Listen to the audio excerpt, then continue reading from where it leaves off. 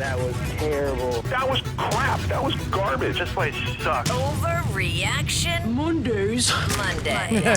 Oh, okay, very good. Do we have any music for Overreaction Monday? Filmsy? Filmsy. Go Filmsy. You can't go wrong with Filmsy. All right, Rich, here you go. Ready? Yes, yeah. Number one, the Steelers are imploding in front of our very eyes. I'm going to go Overreaction there.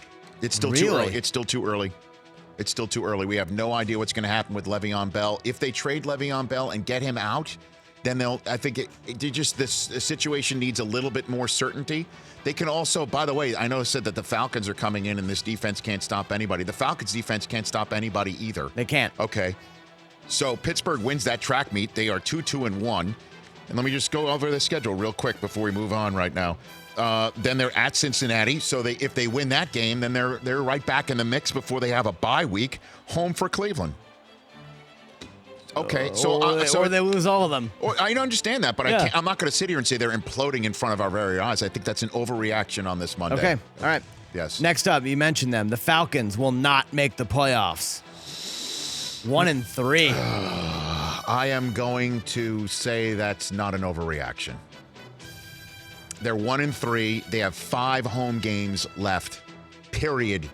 And the Saints are 3-1, getting Mark Ingram back. Their defense is only going to get better, barring injury. Breeze, they just won a game. The Saints just won a game on the road. A tough road spot, no matter what you think about what the Giants are. Breeze had 0 touchdown passes, and they still won by 18. Okay, so that's the toughness of that division. Panthers coming off of a bye. Falcons are already 2.5 games behind the team in front, and their defense is not going to get any healthier. So I'll say that's a real reaction. Yeah, just an appropriate reaction. Appropriate reaction. Saints beat the Giants this week. Let's go to the Giants. The Giants stuck with Eli Manning too long. I'm still not ready to go there. I'm still going to say that's an overreaction. Okay. And that may just be my blinders and love of the Manning family. That may be that. But you even saw in the game yesterday that Romo was discussing, you give Eli the proper amount of time and he will still make the dime throws.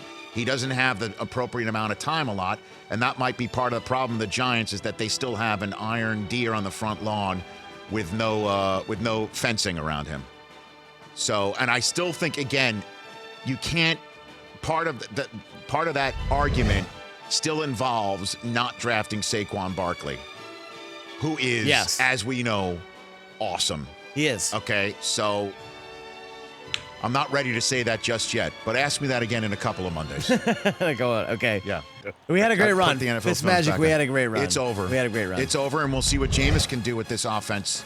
And maybe Fitzpatrick gets back in there again if Jameis can't do it. But he looked completely unprepared. But everyone's going to look unprepared when Khalil Mack hits you while you throw. That was the first drive back for Jameis Winston, was Mack hitting Jameis while he threw, creating an interception. Correct, yeah. Okay? And how about 6 touchdowns from Mitchell Trubisky? One more than Kurt Warner ever had in a game.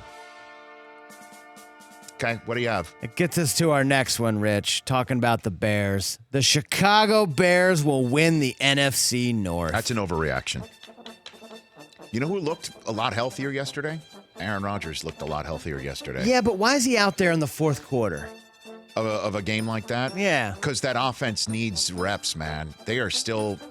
Do you have the Aaron Rodgers soundbite from yesterday, what he had to say about that offense? Go ahead and hit it, Mike Del Tufo. We were terrible on offense, so I don't think it made a difference for the offense. But maybe it jolted the defense a little bit, as I can take credit for them with their first shutout since 2010, maybe. Aaron, what makes you say you were terrible? That's a pretty strong word.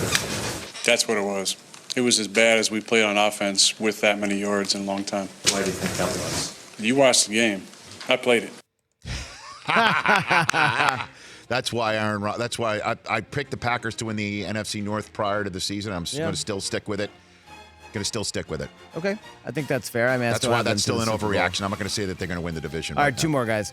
A 9-7 record will win the NFC East. That's a good one. I think that's a good reaction right now. I think the Eagles are Wentz is still getting his legs under him. The Giants don't look like world beaters. The Cowboys are just going to, it's Zeke or bust. Yeah, really. I mean, you know. He was great yesterday. He was terrific yesterday. Great weekend for the Ohio State all around, man. And then the Redskins, one week they lose to the Colts. Next week they Beat the Packers. Yeah. I have no. It's 9-7 can easily win the NFC East. I like that one. That's a good reaction on this Monday. You got one more? Okay, last one. We teased it.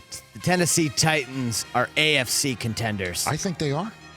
You are what you are in the National Football League, and they're 3-1 right now. And I know I could have said the same thing about the Bears moments ago, but you know how I feel about Mariota. I always thought it was a no-brainer that the Bucs should have taken him instead of Winston, a million times over. And he's really good, and your boy Vrabel is pushing buttons. Great weekend for Ohio State football. I know, right? That makes it 3 for 3. I mean, they are one crazy-ass, too long weather delay, week one loss away from being 4-0 right now. And that defense is no joke. They put the bang thing on Philadelphia, and then when Philadelphia made a late run, Mariota had a great drive. He's been dropping long dimes. He made a run himself, and then in overtime, they won. If he stays healthy, Derrick Henry hasn't even gotten going yet. They haven't even gotten the run game going yet, and they're 3-1. Yeah, Corey Davis. They are contenders. They are contenders in the AFC. So they've got the vertical game. The run game hasn't even started yet. That stupid ass exotic smash mouth concept seems to be gone. And Vrabel he's pushing buttons, man. Pushing the right buttons. I like what the Titans have done so far. Okay. The Rich Eisen Show, weekdays at noon Eastern on Audience.